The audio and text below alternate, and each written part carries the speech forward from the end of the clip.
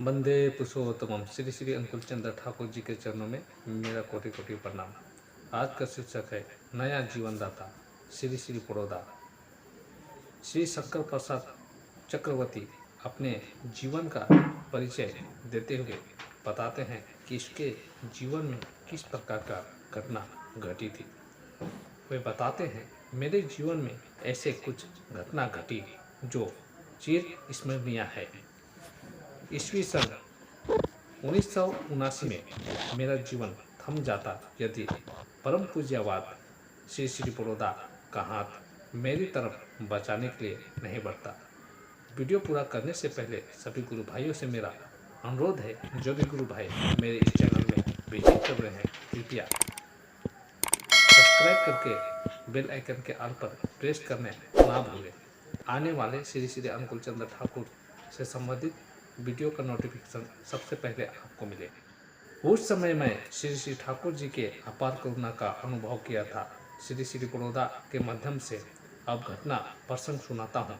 सन 1979 ईस्वी के जुलाई महीना की बात है। एक दिन संध्या के समय मूसलाधार बारिश हो रही थी।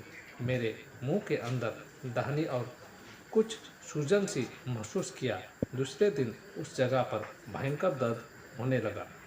उसी दिन से धीरे धीरे दर्द और सूजन बढ़ता चला गया। पत्नी की परामर्श के बाद स्थानीय डॉक्टर के पास गया। उन्होंने 4 दिनों की दवा दी। 4 दिनों की दवा लेने के बावजूद दर्द में कोई कमी नहीं होने पर मैं अपनी पत्नी के साथ देवघर गया। दूसरे दिन मेरी पत्नी प्रातःकालीन प्रार्थना के बाद ही श्री श्री बड़ौदा से मेरी शारीरिक अवस्था ठीक करने हेतु निवेदन की। श्री श्री बड़ौदा तब मुझे कोलकाता के विख्यात डॉक्टर अमिया रायचौधरी के पास जाने के लिए कहा। उनके निर्देश पर मैं डॉक्टर अमिया रायचौधरी के पास गया और श्री श्री बड़ौदा के आशीर्वाद के बारे में बताया। डॉक्टर रायचौधरी ने अच्छी तरह जांच कर 1 महीना का दवा दिया। 1 महीना दवा खाने के बावजूद मेरी दर्द में कोई कमी नहीं हुई, बल्कि गले की सूजन और दर्द बढ़ता रहा। 1 महीने बाद जब फिर डॉक्टर रायचौधरी के पास गया तो चित्तरंजन स्थित कैंसर अस्पताल के विख्यात डॉक्टर चंद के पास भेजे। डॉक्टर चंद ने परीक्षण के बाद बायोप्सी करने के लिए कहा।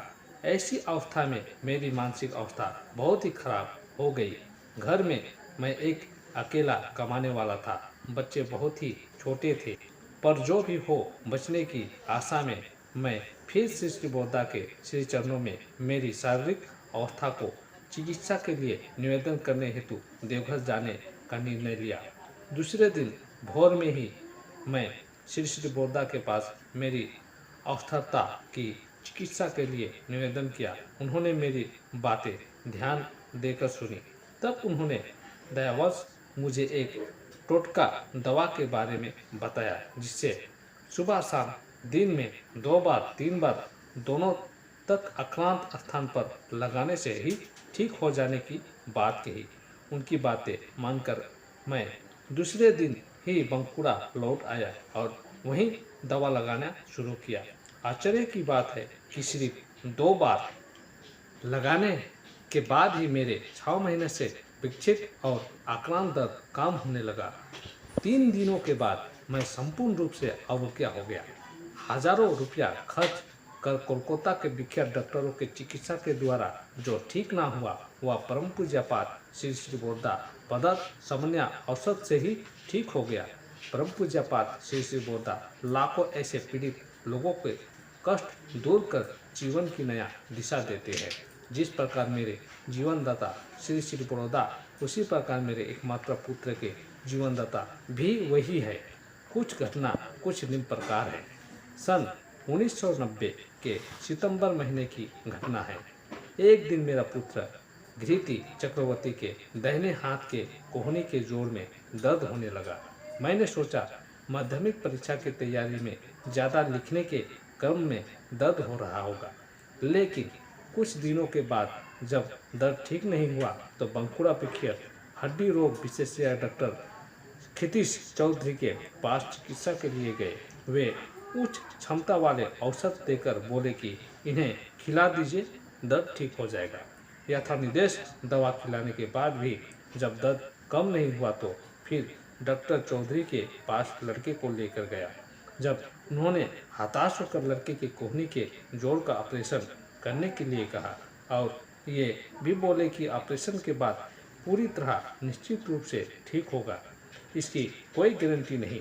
मेरे एकमात्र पुत्र के दाहिने हाथ में ये दर्द और सामने माध्यमिक बोर्ड की परीक्षा, अत्यंत चिंता में पड़कर मैंने अपने एकमात्र सहारा श्री श्री बोरदा के पास जाने का निश्चय किया। पुत्रों को लेकर देवघर पहुंचा और सिद्धिया सतीश रंजन करदा और कृपा सिंधु रक्षित दा को पुत्र की अवस्था के बारे में बताया। रात में पहुंचने के कारण श्री दिया सतीश रंजन दा ने अपने ही निवास पर हमें रहने का बंदोबस्त कर दिया। सारी रात श्री श्री ठाकुर जी का नाम जपते जपते बिताया।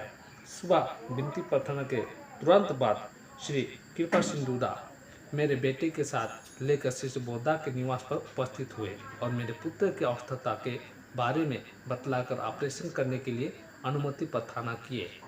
श्री श्री बोरदा एक दृष्टि में मेरे पुत्र के ओर ताके।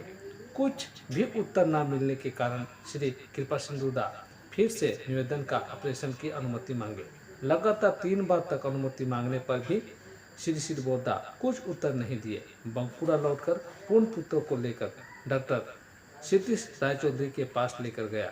इस बार एक्सरे कर देखने में पता चला कि दाहिने हाथ की कोहनी के जोड़ों में कुछ ही हड्डी क्षत विक्षत नहीं हुआ है। हड्डी के क्षत विक्षत होने के कारण ही वे कुछ दिन पहले ऑपरेशन के लिए निर्देश दिए थे। इस घटना का साक्षी हम लोग कई लोग थे। जिस मुहूर्त में श्री श्री बोरदा ने मेरे पुत्र की ओर देखा था, उसी मुहूर्त में मेरे पुत्र के हाथ की कोहनी का दर्द कम होने लगा था और उसे कोई दवा भी खाने की आवश्यकता नहीं पड़ी। बाद में मेरे पुत्र ने कहा, जैसे ही श्री श्री बोरदा ने मुझे देखा, क्षण भर के लिए मैं चेतन शून्य हो गया था। मेरा शरीर ठंडा और मुझे हल्कापन जैसे महसूस होने लगा था। आज मेरा पुत्र 39 साल का हो चुका है। रसायन शास्त्र में स्नातकोत्तर की उपाधि लेकर रसायन शास्त्र का शिक्षक बनने के बावजूद भी वह समझ नहीं पाया कि उसके जीवन की इस घटने की कौन सी वैज्ञानिक व्याख्या किया जाए। इष्ट गुरु पुरुषोत्तम पति गुरु वंशधार रेत शरीर में सुप्त होकर जीवन रहते निरंतर परम प्रेमय श्री श्री ठाकुर आज भी एक ही भाव से श्री श्री दादा के रूप में यही लीला कर रहे हैं। तो इस प्रकार श्री श्री अनुकूल चंद्र ठाकुर जी श्री श्री बोरदा बबैदा अबिंदा के रूप में आकर इस धरती पर मानव के कल्याण का काम कर रहे हैं। बस इतना ही कहकर सभी गुरु भाइयों को मेरा आंतरिक जय गुरु।